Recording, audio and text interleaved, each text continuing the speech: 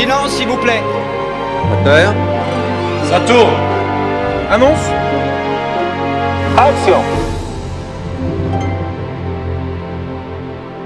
Silence, l'équipe, silence. Une fois n'est pas coutume, nous avons encore des anniversaires à célébrer pour notre 62e prise. Très bien, et de qui il s'agit? Eh bien, il s'agit de tous ceux qui sont nés un 25 février, un 26 février, un 27 février. Si vous vous trouvez dans cette tranche de la population, sachez que Ciné-Sérum vous souhaite un joyeux anniversaire. Joyeux anniversaire, oui. Ou un non-anniversaire, selon... Ça va aussi. Alors rappelons un petit peu le concept, donc c'est 5 mots qui sont prononcés sur un plateau de tournage avant chaque prise. C'est 5 bougies que nous allons vous inviter à souffler. Exactement, alors première bougie. Silence. Et cette bougie, il faut la souffler bruyamment, comme le premier assistant réalisateur qui réclame l'attention de tous les invités. Tout à fait, mais il y a aussi la deuxième bougie. Moteur, parce que le cadreur lui aussi veut immortaliser l'instant. Et bien sûr, n'oubliez pas de sourire. Toujours, bien sûr. Troisième bougie. Ça tourne. Néanmoins, il faut faire attention à ce que le son ne sature pas. Quatrième bougie. L'annonce, parce qu'effectivement, il faut savoir à quel gâteau on en est. Donc, il faut signer le gâteau pour le montage. Et donc, on en vient à la dernière bougie.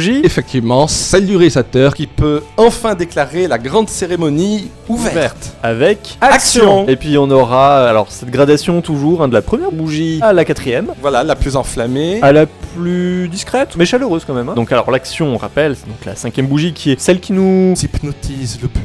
Tout à fait. Sans oublier la rubrique coupée toujours, pour terminer. Et oui, parce que je ne sais pas si vous avez déjà essayé de gober un gâteau d'anniversaire en entier. C'est pas facile, il faut mieux couper. Alors c'est la semaine du 26 février 2020 et on commence donc avec la première bougie, silence. Jeudi. Vous devriez apprendre à faire attention à vous. Vous m'entendez? Nous avons tous notre part de tourment. Et j'ai eu la mienne. De Rupert Gould. Second film pour ce réalisateur. Alors c'était True Story, son premier film. Et là donc il s'attaque quand même à une pointure, Judy Garland. Voilà, donc Le Magicien d'Oz, Dorothy Gale. Alors elle a commencé, il faut savoir, sa carrière à 2 ans. Voilà, donc c'est quand même pas rien. Elle devait avoir de belles cordes vocales. Et on va s'intéresser plus particulièrement à l'hiver 1968. Et surtout à l'hiver de sa vie, parce que c'est 1 an avant qu'elle ne décède. Exactement. Et c'est à une période assez trouble, assez sombre, où elle est un peu au bout du rouleau. D'ailleurs, c'est adapté d'une comédie musicale qui s'appelle The End of the Rainbow. Exactement, oui, c'est ça, qui a été joué en son honneur. Et puis, il faut le dire que c'est aussi interprété par Renée Zellweger, qui, attention, c'est ça, qui a eu l'Oscar cette année. La meilleure performance féminine. Ouais. Tant qu'on parle du Magicien d'Oz, un petit clin d'œil au Pays des Merveilles. Hey, coucou. Voilà, très bien. Alors, on poursuit tout de suite avec Moteur, Dark Waters. Il faut que tu me dises ce qui se passe, ça peut plus durer. Dupont a délibérément empoisonné plus de 70 000 citoyens pendant 40 ans. Tu veux prendre tout ce que tu sais et utiliser ça contre le géant américain de l'industrie chimique. Donc t'es un informateur. C'est pas vrai? C'est pas vrai? C'est pas vrai? Si. De Todd Haynes. Oui, alors lui c'est son 8e. Son 7e n'étant autre que le Musée des Merveilles. Tout à fait. À nouveau le Pays des Merveilles. Mais là, c'est un peu moins merveilleux ce qu'on nous raconte dans ce film-là quand même, parce que lui, il est avocat. Avocat. Et il défend principalement des entreprises chimiques. Et ironie du sort, on va l'appeler un des voisins de sa grand-mère pour lui dire que tout son troupeau, 190 vaches, a été victime d'une intoxication et donc le troupeau est mort. La cause serait les produits chimiques déversés dans l'usine Dupont. D'ailleurs, oui, ce qui est intéressant, c'est que au départ, cet avocat, qui précise bien être avocat des affaires, être l'avocat des puissants, eh bien, petit à petit, il va vraiment s'investir dans cette affaire jusqu'à risquer son poste, la vie de sa famille et sa propre vie. Ça va loin, oui. Notons quand même les acteurs, notamment Mark Ruffalo. Il avait déjà approché la figure Dupont dans Foxcatcher. Voilà, c'est intéressant. Ah oui, ça s'amuse, oui. Le DPCU, le Dupont Cinématique Universe. Ça me semble pas mal, ouais. Bon, on poursuit tout de suite avec Saturne. Mes jours de gloire. Raconte-moi un truc. Tu veux que je te raconte quoi? Je sais pas, un truc de toi. Bah ouais, Vous avez pensé consulter? Oh non, ça c'est pas la peine, ma mère est psy. Allez, raconte à ta vieille mère. De Antoine Debarry. C'est son premier film. Tiré d'un court-métrage. L'enfance d'un chef. Donc cette fois, nous n'avons pas affaire à Alice, mais à un Peter Pan. Oui, moderne. Un adolescent, exactement. Qui n'arrive pas à grandir. C'est ça. Donc il a été acteur quand il était plus jeune, puis finalement ça a plutôt mal tourné, et il essaie un peu de se reconstruire aussi, de savoir où il va. Il essaie de rattraper la réalité. Entre une histoire d'amour qui se profile, puis la possibilité de revenir en tant qu'acteur sur le devant de la scène, voilà, il a un moment charnière de sa vie, donc on verra s'il s'envole comme imagine ce cher Peter Pan, hein? Il s'envole, il s'envole, il s'envole. Bon, faut attention, on va avoir des problèmes de droit. Oui, je crois aussi. Bon, bah on passe à la 4e bougie. Avec annonce. The Boy, la malédiction de Brahms. Au début, on entend un murmure.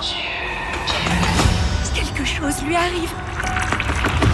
Il savait que votre fils le trouverait.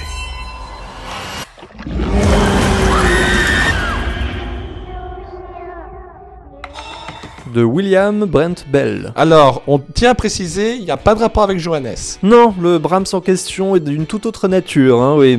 Il s'agit d'un pantin qui apparaissait déjà dans le premier volet, hein, le The Boy, toujours du même réalisateur. Tout à fait. Alors là, dans cette suite, ou alors serait-ce un prequel, bon, on verra bien. En tout cas, c'est une famille avec un enfant. Un enfant qui semble assez inquiétant, malgré lui. Malgré lui, et là, ça va encore s'accélérer, parce que lorsqu'ils vont emménager dans une nouvelle propriété, ben, il va trouver ce Brahms enfoui sous terre dans leur jardin. Donc une poupée. Cette fois, le lien, on n'est plus du côté de Alice ou de Peter Pan, mais plutôt de Pinocchio. Oui, quelque part. Et donc, bon, à partir de là, il va un peu en faire son ami de cette poupée-là. Et les parents et surtout la mère. Ça va prendre des proportions un peu... La mère va s'inquiéter, oui, et de quoi en même temps. Hein. Et donc, c'est la 5e bougie qui nous attend maintenant. Avec Action. Invisible Man.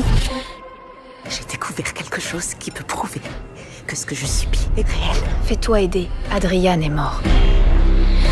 Je suis allée chez lui. Il a découvert un moyen de se rendre invisible. De Lee Whannell, qui avait commencé avec Insidious 3 et poursuivi avec Upgrade, était surtout un scénariste récurrent des films de James Wan. Tout à fait. Et donc là, c'est l'histoire de Cecilia Cass, une jeune femme qui est en couple avec un riche scientifique, Adrian. Et il s'avère qu'il est quand même assez violent envers elle. À tel point qu'elle va vouloir rejoindre sa sœur et un ami d'enfance aussi.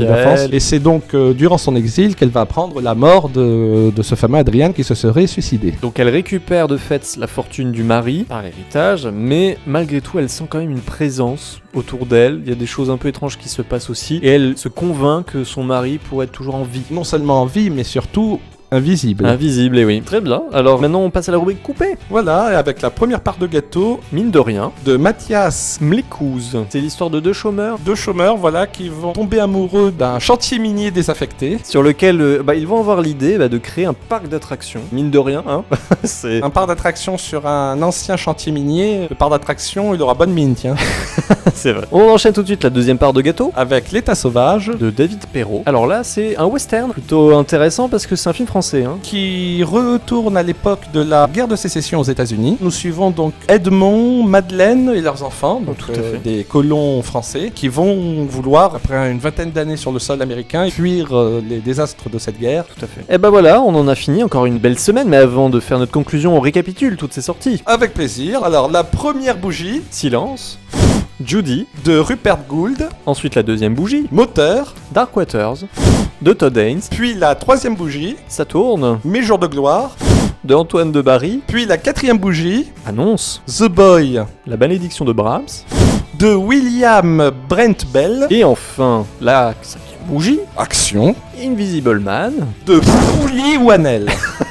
Fait beaucoup de bougies soufflées, tout ça, quand même, hein, ouais. Ça en fait 5, et surtout, on en est sur 3 jours, je rappelle. Hein, Oui, ça plaisante pas. Et surtout, d'ailleurs, ce n'est pas une semaine comme les autres. Préparez-vous, chers auditeurs, à égrener 2 cartes à la fois de votre paquet. Le 9 de pique, parce que nous sommes la 9e semaine de janvier, mais également le premier joker pour le 29 février. Ah oui, c'est vrai, année bissextile, et oui. Très bien. Vraiment, encore une très belle semaine, hein, comme vous avez pu le voir. Et puis, nous, on vous dit à la semaine prochaine, mais en attendant, ruez-vous en salle, bien entendu. Ruez-vous à en perdre le souffle, hein. Ruez-vous, parce que tous les chemins mènent à Ciné, Rome. Coupé.